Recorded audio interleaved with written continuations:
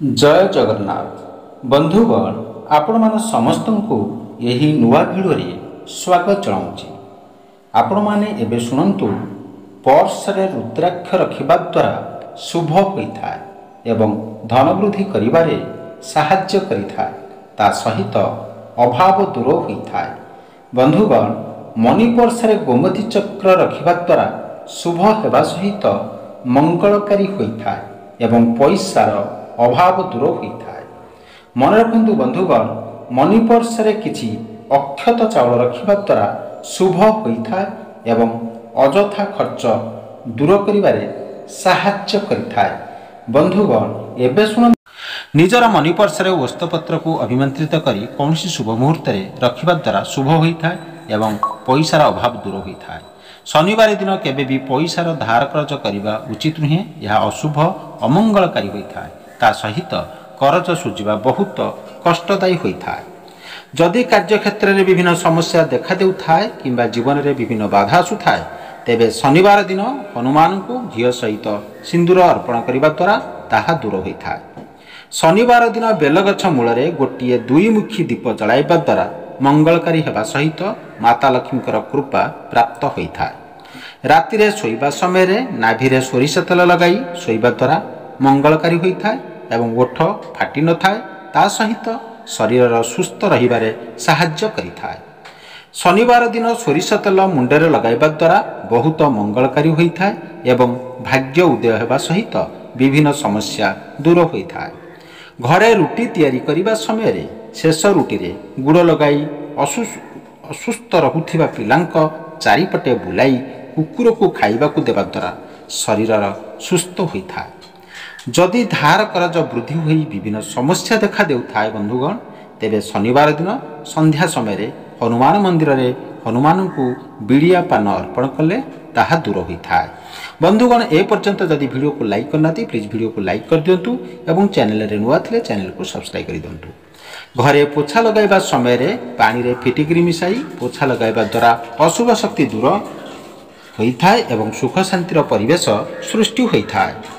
जदि कहा देहरे कौनसी भूत प्रेत ग्रास करिथाय तेबे पानी रे तुलसी पत्र पकाई तांको उपरे अल्प छिंची तुलसी पानी पियाइबा द्वारा ताहा दूर होता है। हृदरोग पीड़ित लोक माने सकाळु खाली पेटरे नियमित भावे 5टी तुलसी पत्र चोबाई करी खाइबा द्वारा कोलेस्ट्रोल कम होता है। बंधुगण नुआ वर्ष रे आपण मान जदि वीडियो को लाइक करना प्लीज लाइक कर दिंतु एवं चैनल जदि आपण माने नुआ अछंती ताल चैनल को सब्सक्राइब कर दिंतु। जो लोकंकर धातु नष्ट होता है बंधुगण से माने तुलसी चेर को गुंड करी पानी सहित किछि दिन खाइबा द्वारा धातु वृद्धि होता है एवं तुम्बर शक्ति वृद्धि मध्य होता है। घरर मुख्य द्वार सम्मुखरे दुई पाखरे गोटे लेखा तुलसी गछ लगाइबा द्वारा अशुभ शक्ति घरे प्रवेश करे नाही एवं घरे सुख समृद्धि वृद्धि होता है। पूर्वर संग्रह करा जाइथिबा तुलसी चेर को पुष्य नक्षत्र रविवार दिन डाहाण हाथ में ताबीज करी रखी पिंधिबा द्वारा समस्त कार्य रे सफलता प्राप्त होता है। बंधुगण यह कले आपण मानकर मंगल हेबो।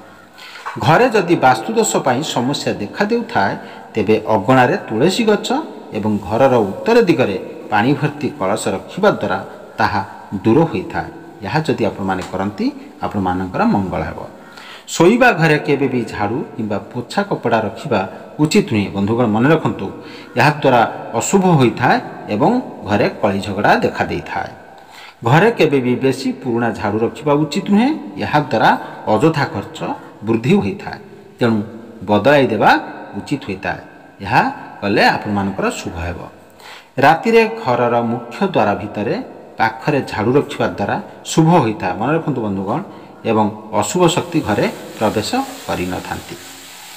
घरे जदि कौनसी समस्या देखा देउथाय किंबा अशुभ होता है तेबे मंदिर रे नुआ झाड़ू दान करने द्वारा शुभ एवं मंगलकारी होता है। बंधुगण यह जदि आपण माने मानती ताले आपण मानक निश्चित रूप से मंगल हेबो। झाड़ू को द्वारा केबे कौनसी पशु जंतु को आघात करने उचित नुहे, यह अशुभ होता है एवं अमंगलकारी मध्य होता है। स्वप्न रे झाड़ू देखिबा अशुभ होता है। मन रखंतु यह अर्थ बा धन हानि हेबार संकेत प्रदान करिथा। जदि कौनसी गुरुत्वपूर्ण कार्य हो पारु न थाए तेबे शोइबा समय तकिया तले गुजराती रखी बाहर लोकों को खाइबा को देवा द्वारा अटकी कार्य संपूर्ण होता है।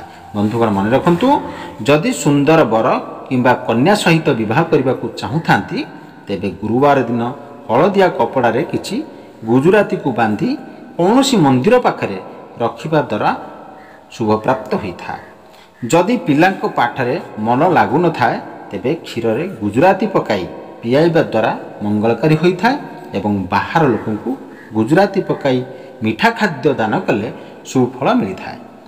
जदि स्वामी स्त्री भितर संपर्क खराब होता है तेबे शुक्रवार दिन गुजराती को देहरे छुआई परदिन निज स्वामी किंबा स्त्री को चाहारे पकाई पियाई देले संपर्क ठीक हो जाए। बंधुगण ए पर्यंत आपण मान जदि वीडियो को लाइक करना प्लीज वीडियो को लाइक कर दिंतु। चैनल रे नुआ थे चैनल को सब्सक्राइब कर दिंतु। जो मानकर विवाह हो पारु न थाए मन रखु किंबा विवाहर विभिन्न बाधा आसुथाए से माने शुक्रवार दिन नदी रे गुजराती सहित मीठा खाद्य पत्र रे बांधी प्रवाहित कले सुफल मिलता है। जो लोक मानकर ओठरे कला जाई चिन्ह रही थाए से माने मिष्टभाषी होइथांती एवं भाषा द्वारा अन्य मानकर मन किणी थांती। जो लोक मानकर कानरे कला जाई चिन्ह रही थाए से माने विचारवंत लोक होइथांती एवं उत्तम परामर्शदाता होइथांती। जो लोक मानकर बेकरे कला जाई चिन्ह रही थाए से माने बुद्धिमान होइथांती एवं चतुरतार सहित धन अर्जन करिथांती। हातर आंगुठी कला जाई चिन्ह रहिथिबा लोक माने कर्मवीर होइथांती एवं कार्य सफलता प्राप्त करिथांती। पादर आंगुठी कला जाई चिन्ह रहिथिबा लोक माने भ्रमण करने को भल पाइथांती एवं अन्यर उपकार करिथांती। हातर पापुली मझिरे कला जाई रहिथिबा लोक मानकर धनर अभाव होई न थाए एवं विवाह परे भाग्य उदय होता है। मन रखु दर्शक बंधु या जानिले आपण मानकर मंगल हेबो। नाकरे कला जाई रहिथिबा लोक माने स्वाभिमानी होइथांती एवं जीवन रे प्रगति करिथांती। बंधुगण एबे सुनंतु तकिया तले रसुण रखी शोइबा द्वारा मंगलकारी होता है एवं यह सौभाग्य प्राप्त हेबारे साहाय्य करिथाए। तकिया तले कौनसी लुहार जिनिस जेपरि चाबी इत्यादि रखिबा द्वारा शुभ होता है एवं समस्या दूर होता है। तकिया तले कौनसी धार्मिक वस्तु रखिबा द्वारा मंगलकारी होता है एवं समस्त प्रकार भय दूर होता है। तकिया तले पैसा रखी शोइबा द्वारा शुभ होता है एवं सकाळु ताकू भिखारी मानकु दान करिबा द्वारा ग्रह दोष दूर होई भाग्य उज्जवल होता है।